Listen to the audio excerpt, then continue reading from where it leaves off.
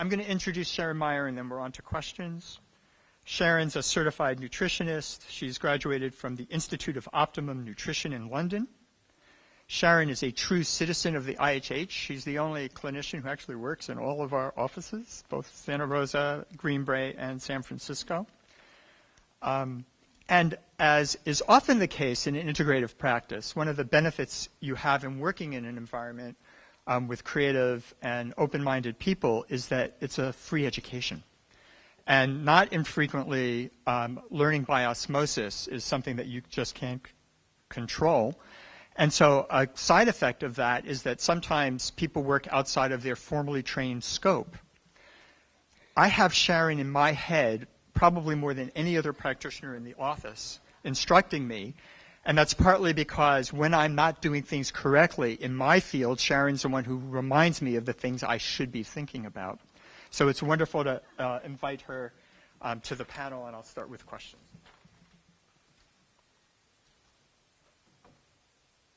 Question number 1. How do we replenish some of the gut bacteria that cannot be provided in a probiotic capsule, since there are 500 to 1,000 species in the gut? It's open to the group. Hello? Okay. So I think the answer to that, and we talked a little bit about that, would be through foods. I think that is always the preference over supplements when you can do it, and that would be the prebiotic foods and the probiotic foods that we talked about, that I mentioned briefly, and Akil also mentioned. That would be the best way to get probiotics and to feed them. And I would actually like to say that you should probably start off with a probiotic, because we want to re-inoculate that gut and change the flora balance, and starting off with a really good probiotic would probably be a good idea, and at the same time adding the foods to it. At the Institute for Health and Healing, we are really particular about the type of probiotics we use, and we've selected them because of the quality and also the viability, because probiotics, it's about how you digest them and how it goes through the gut and how it colonizes in the colon. So that's my thought on that.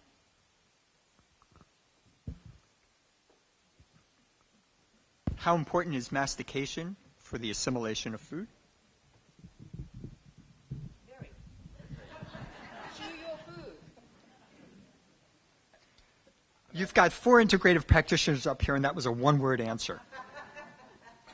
I would want to add to that. I feel like I almost don't even need the mic, but okay, I'll use it. I talk to patients about that so often. I mean, you hear so much about, okay, like when you talk about reflux, for example, like gastroesophageal reflux disease, super common. And you hear so much about what the food triggers, the what of it. Don't eat your acidic foods and your spicy foods, because those triggers, and you hear a lot about the what. But it's really about, much more than that, I would even say. It's about how. How are you eating? Are you chewing your food? Are you eating in a restful state? You could be eating the most healthy, perfect food, but if you're doing it in the car on the way to work, you're not going to be able to digest it and use the food that you need to. So, chewing is important as a part of eating in a restful state, as we're meant to.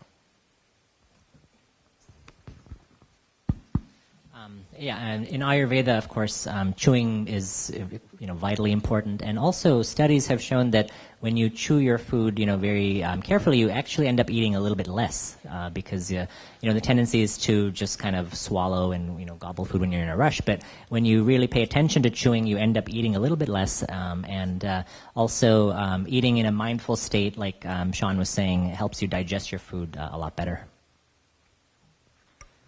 How does cooking change the nutrients in food, spices, and is there a preferred method?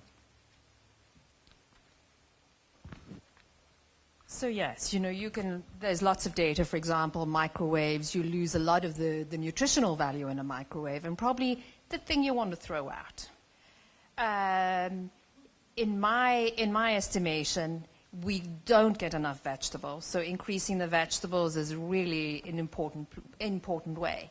And whether you steam those vegetables, roast those vegetables, barbecue them, whatever you do, whatever way you want to eat them is the best way to do it. So getting those in is really important. Yes, and what is the thing that's going to be easy for you to do when you're cooking vegetables and fruit, or particularly vegetables? That's the thing you want to continue doing. The easiest thing, which means is that you'll be doing it more often.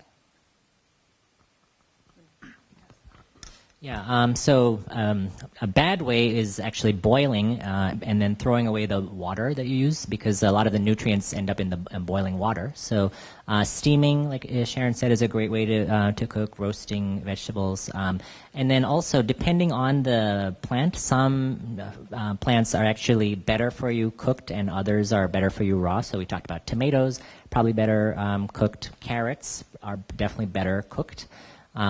You can still eat raw carrots if you like them a lot. You just have to eat more of them to get the same nutrients that you would get from cooked carrots. But broccoli is actually best eaten raw. The cancer-fighting compounds in broccoli are not as heat stable, so if you can incorporate raw broccoli, that's a good way to do it. There's a follow-up question about the nutritional value of onions when cooked, if there's a significant change or preference. Yeah, not really. I think onions are, completely fine having cooked, and you don't lose a lot of the nutrients with cooking onions. There's a question regarding a clarification of a statement from the presentation. Please clarify the stand on antioxidant supplements being unnecessary and then recommending turmeric as a supplement. Well, I think turmeric is really so much more than an antioxidant. I think the studies are pretty clear that antioxidant supplements are potentially harmful, and therefore I would recommend avoiding them. However, the antioxidant levels in your blood are vitally important, so getting enough foods to raise those antioxidant levels is really crucial. And then with turmeric, I didn't recommend taking it as a supplement. I recommended cooking with it. Actually, if you combine turmeric with black pepper and fat, you can increase the absorption by 2,000%. So just regular daily turmeric in your diet is what I recommend, unless you have a particular condition where you want to take it as a supplement. So with most spices, I recommend just daily culinary quantities. So I have to disagree with Akil on this point. I think that antioxidant supplementation is necessary for some people at some time, and that sometimes we need more therapeutic doses in order for us to change the status or the balance that the body is in at that stage. And sometimes we need it a little bit more than what we're going to get it from those fruits and those vegetables. As for turmeric, I think the curcumin, which is a phytochemical in turmeric, is probably the one that's been most extensively studied as a major anti-inflammatory, and the function really is to reduce or turn down NF-kappa B, which is the master switch for inflammation. And sometimes getting that from food is a little tricky. I think it's a good idea to add it to your food, but I think that's a place to get supplementation. And just recently, they looked at using turmeric with Meriva or the BCM95, and they found that that is probably the highest way that you can absorb it. But the company we've just taken on board or have had for a while has looked at a different way of actually getting that curcumin into the body, and it's much more absorbable. So as an anti-inflammatory, I think it's a great thing to do. And with a lot of my patients that are going through cancer treatment, I use that supplement quite specifically. So Meriva is like a phytochemical that's also used sometimes with turmeric to make it a little bit more absorbable. No one mentioned grains. Okay. Can we live on just fruits, vegetables, protein, and fats? And nuts and seeds. I'm not against grains. I don't know. I think I think grains. I think whole grains, unprocessed grains, are okay for some people sometimes. I think that there is a large amount of people who are gluten intolerant, and for those people, glutinous grains should be avoided. But I think whole grains are healthy for many people. And yeah, I agree. And when I talk about the word paleo in my the book title, a lot of people assume that I'm actually recommending avoiding all grains, which is not the case if you read my book. I agree with Sean that it has to be individualized, and for many people, grains are an excellent source of nutrients. And if you're gluten sensitive, of course, you have to be mindful. But same thing with legumes, other categories. We didn't have time to talk about, a lot of different types of foods. But I think grains and legumes are very nutritious and good options for a lot of people. How acidifying is it to eat meat? How much is a reasonable amount to eat daily? Does it withdraw minerals from your bones?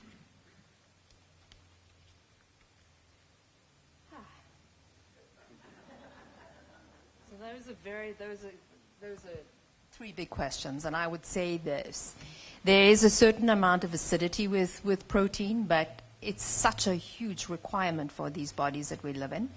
But if you're going to be having half the plate is vegetables, ladies and gentlemen, and then some protein, there's a lot of alkalinity with those vegetables that can offset some of the acidity of the protein.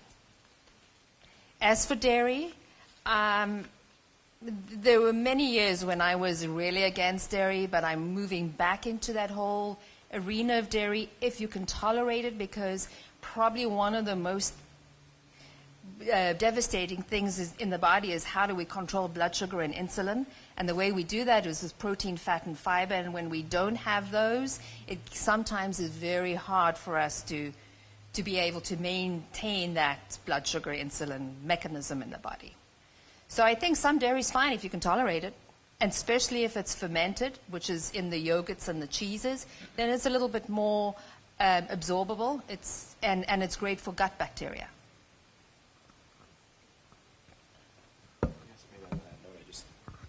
When we're talking animal products, I think it maybe doesn't even need to be said, but I think that when you have animal products that are organic, grass-fed animal products, it really turns when eaten in moderation, it turns an a pro-inflammatory food into an anti-inflammatory food, and the pendulum is really swinging in the direction of that. Hey, saturated fats are okay. And I think we're going to be learning a lot more about that in the medical literature in the coming years, just as we've learned about that unsaturated fats are okay in the last 10 to 20 years. Because in the 90s, or certainly in the 80s and 70s, we thought that no fats were good. And so this pendulum is swinging now. Follow up to that, talk about the relationship between coconut oil and cholesterol.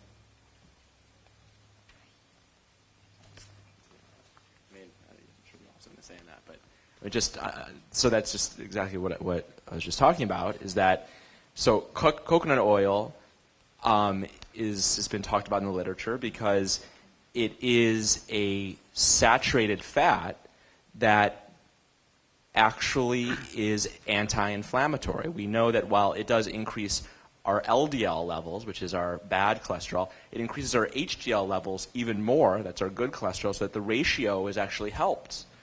And so it's just one more example that saturated fats are not all created equal, and coconut oil is an example of a saturated fat that is really anti-inflammatory. The other aspect about coconut oil is that it has lauric acid in it, which is a huge antimicrobial. It's really great for the body.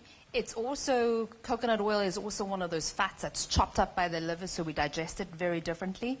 So it increases our metabolism, and it helps with weight loss as well.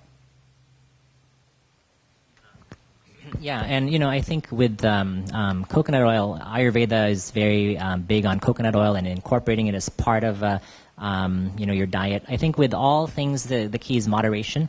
I think we have a tendency in this country to always want the latest and greatest thing and go overboard with, just eating, that thing. But coconut oil, olive oil, ghee, avocados, nuts, these are all healthy sources of fat to be used, in combination. I'd like to know what is recommended for detoxifying. What are detoxifying foods? All the cruciferous vegetables are very, very good. The bitter vegetables, the cruciferous vegetables, all these are very good for helping with both phase 1 and phase 2 of detoxification.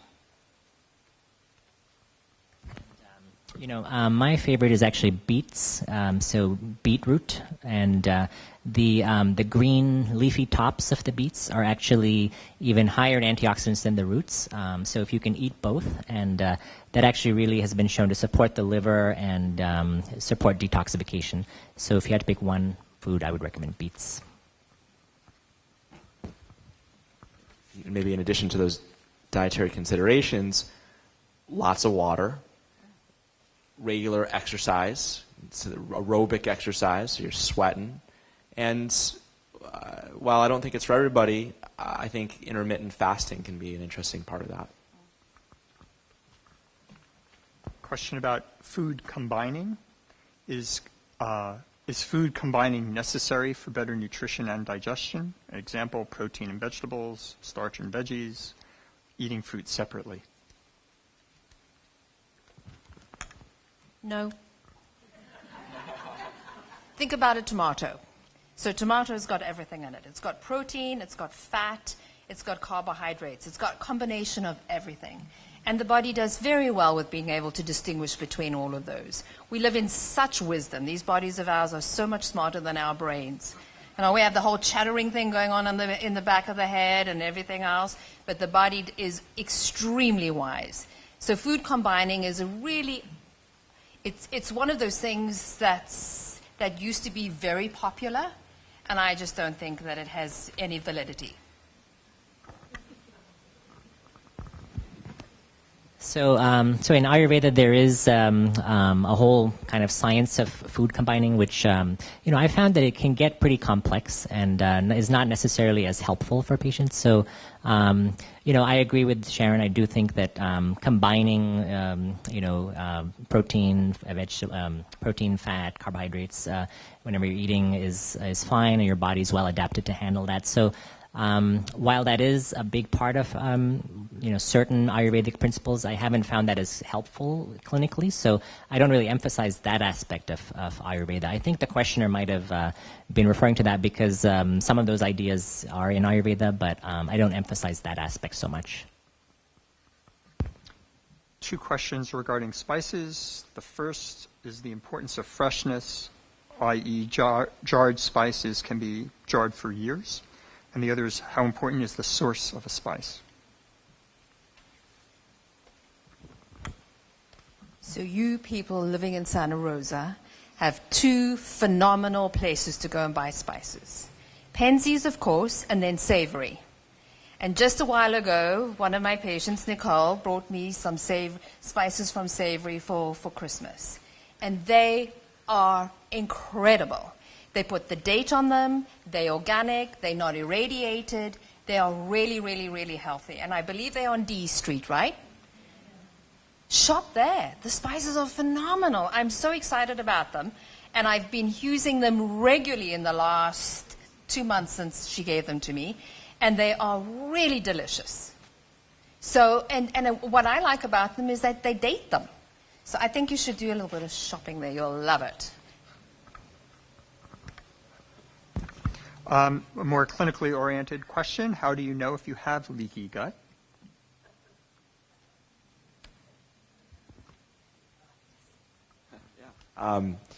So like many conditions, certainly there are tests that can be done to show leaky gut, and we do those in our office often. There's a few different ways to assess that, often through a functional medicine lens. But like most conditions, any test or number will be trumped by your clinical experience. And if you're experiencing gut symptoms that are uncomfortable, diarrhea or constipation, abdominal bloating after eating, nausea, etc., you should probably have it looked at. That would be an indication. Follow-up to that would be how to find affordable functional medicine. Most insurance doesn't cover various testing options.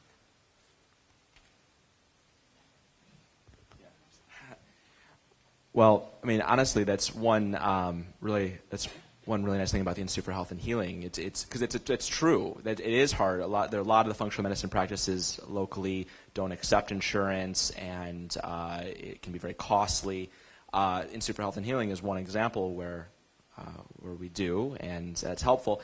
And the type of testing that we use, type of functional medicine testing that we use, it's affordable. It's entirely covered by Medicare. It's free for people who have Medicare, and for most other insurances, each test is somewhere between $100 and $200 per test. So it's not free; it's a cost, but I think that it's not prohibitive.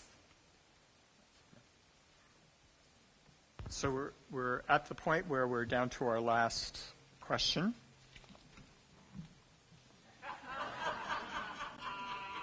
I'm not taking responsibility.